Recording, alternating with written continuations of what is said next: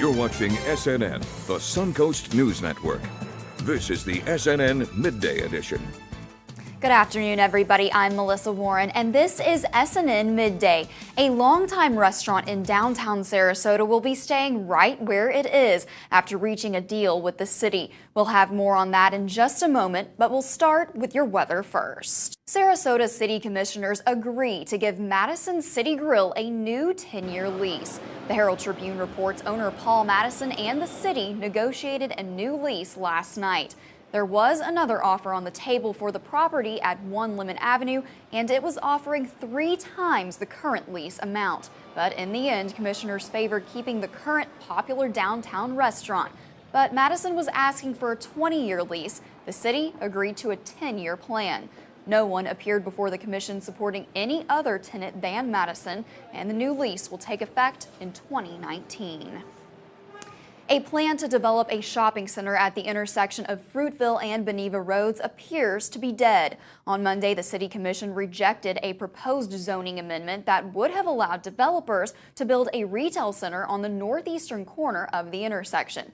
The development could have eliminated a small city park and has been opposed by residents for years. The refusal to rezone the property will likely block the city's controversial 2012 sale of the property. According to the Herald Tribune, some had called the sale a sweetheart deal for Benderson Development, a firm known for luring box retailers like Target and Publix with the help of public money. The rezoning vote needed a supermajority of 4 commissioners to pass. And a lawsuit has been filed against Benderson Development Company for more than $1 million over work at the Benderson Park rowing venue.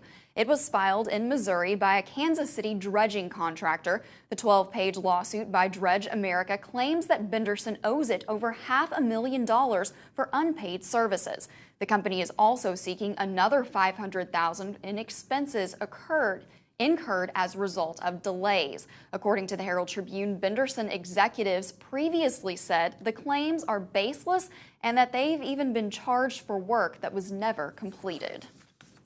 Police arrest an employee of a local health clinic for inappropriately touching 2 teenage patients. Detectives arrested 27-year-old Jeremy Henry on January 30th on 2 felony counts of lewd battery. Henry worked at Bayside Center for Behavioral Health in Sarasota. The first report of sexual misconduct was on January 21st, and the second report was reported to Sarasota police detectives on January 28th. Both victims are 15-year-old girls. One of the victims had left the hospital and began texting the tech who we've now arrested. And the reason it was discovered is because when she left the hospital, she had asked her mother to borrow her cell phone, and she started a text message to her friend, so she told her mom. She was checked back into the facility, and at that point her mother checked her cell phone and saw the inappropriate texts that were going on between her daughter and the suspect in this case. Now, detectives believe there could be more victims, and anyone with information should call Crime Stoppers.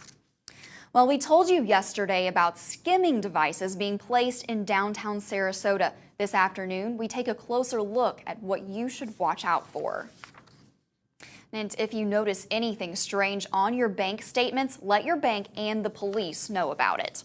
Well, former Republican presidential candidate Jon Huntsman was in Sarasota talking about what he says is too much money in national politics.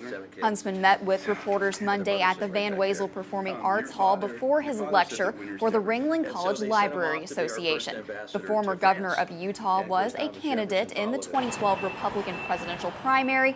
He says now, more than ever, raising big money on the campaign trail trumps good ideas. Whoever has the most money in the bank will immediately be seen as a front runner. That is the fuel in the tank that gives sustenance to a campaign. Sadly enough, it isn't about ideas. Well, Huntsman got his start in public service as an assistant to President Reagan. He hosts a weekly radio program on Sirius XM.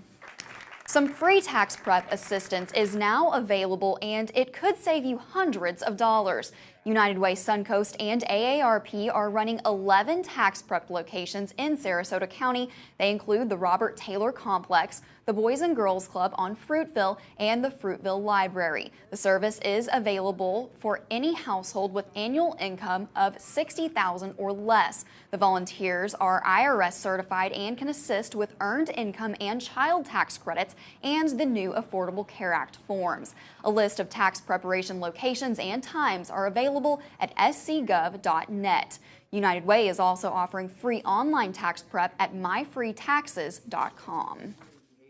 The Sarasota Music Half Marathon is coming to the Suncoast this weekend, and it's already sold out. SNN's Christine McClarty has more. And 1 mile of the race will be called the Veterans Mile, with many in uniform and the marching band from Sarasota Military Academy. And coming up next on SNN, the Suncoast News Network, why jogging in specific doses is good for your health. Plus, with Valentine's Day just around the corner, we thought we'd take a look at who spends the most on their sweetie. And a look at who the Super Bowl's other big winner was. All that and more after this, so stick around. Well, by now we know this winter's flu vaccine has been less effective than doctors had hoped, and some members of Congress want to know why. The House Oversight and Investigations Subcommittee holds a hearing today on the nation's flu preparedness and response. Witnesses include government experts from the Centers for Disease Control and other health agencies. The subcommittee chairman wants to know more about the vaccine and the effectiveness of antiviral drugs. A new survey reveals many Americans have poor knowledge about what foods might help prevent heart disease. Researchers at the Cleveland Clinic found half of adults said they recently tried a diet to improve their heart health, yet just about 5% use the Mediterranean diet, which is focused on olive oil, fish, fruit, vegetables, and nuts. Experts say extensive research shows the heart health benefits of such a diet. About 68% of those with a family member or personal history of heart disease said they're likely to alter their diet. And a panel of experts confirms what we already know: we need more sleep. The National Sleep Foundation has updated its official recommendations. Newborns need about 14 to 17 hours each day, infants 12 to 15 hours, toddlers and preschoolers between 10 and 14 hours of sleep, while teens can get by on 8 to 10, and adults need between 7 and 9 hours of rest. Ready for the new food trend? Athletes and foodies love it. Although it's been around for years, broth is seeing a surge in popularity. Ian Cole has more on what some are calling the next superfood. Well, from diet to exercise, a new study suggests jogging is good for your health, but in small doses. Over a 12-year period, researchers in Denmark tracked the jogging frequency and pace of over 1,000 adults. They found strenuous runners were as likely to die as sedentary people who never jogged. Those with the lowest risk of early death jogged from 1 to 2.5 hours a week and ran no more than 3 times a week. And people who jogged at a slow or moderate pace had lower mortality rates than fast-paced runners. Experts say there may be an upper limit to the health benefits of exercise. And it's Florida Severe Weather Awareness Week, but it looks like we've been pretty lucky with our actual weather so far this week. Details are ahead in your Weather First forecast. Former Buccaneer and NFL Hall of Famer Warren Sapp was arrested early yesterday morning in Phoenix. Sapp made his first court appearance yesterday and posted bond shortly afterward. Police arrested the 42-year-old former defensive tackle on suspicion of soliciting a prostitute and assault allegations. The NFL Network released a statement saying that Sapp's contract has been terminated. The showdown between the Chris's has reached a happy ending. Chris Pratt and Chris Evans had a heavily publicized bet riding on Sunday's Super Bowl, with the loser agreeing to appear as their Marvel superhero at charity in the rival city. The high-stakes gamble didn't keep the pair from tweeting pictures together at the game. And although Evans' Patriots won, both actors have agreed to attend both charities in character. Just ahead, we'll take a look at the top 4 products you're likely to find big discounts on this month. That's next in your business news.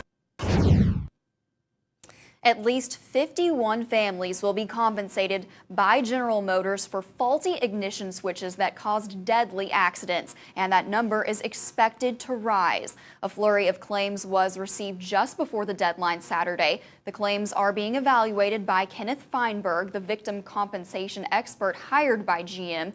During an interview on CNBC, he said many of those claims were ruled ineligible due to inadequate documentation.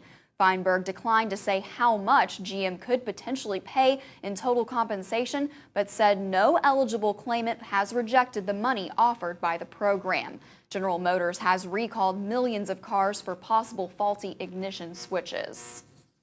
The FCC wants to crack down on the practice of slow lanes on high-speed internet. According to a CNN source, the chairman of the FCC plans to introduce a proposal that would reclassify high-speed internet as a public utility. That would give the agency more power to regulate it. The FCC wants to make sure internet providers are not discriminating against companies that provide content like Netflix and Google. Netflix has complained in the past that broadband companies slow down its traffic during negotiations, which makes it harder to stream videos to customers. If the internet becomes a public utility, the company could take their complaints to the FCC. Internet providers are against more regulations, saying it could lead to higher costs. The FCC is expected to announce its proposal today. And there are 4 products you will find good deals on in February. Consumer Reports has compiled the list. And if you're looking to get in shape or stay in shape at home, you can find good deals on ellipticals and treadmills. Humidifiers also go on sale. And if you want furniture, it gets discounted this month too. That's because stores need to make room for the new lines that'll be arriving in April. So how much do American couples spend on each other for Valentine's Day? And does it matter whether they're dating, engaged, or married? A new survey by Rakuten.com found engaged couples spend more on each other than married couples do, with Americans spending an average of $154 when they're engaged compared to $136 when they're married. The study also found couples that are dating spend even less, about $118.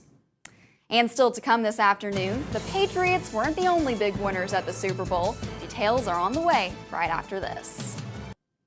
Missy Elliott could become Super Bowl Sunday's other big winner. According to USA Today, the number of people seeking out Elliott's songs on Spotify increased by more than 600% following her surprise appearance at the halftime show.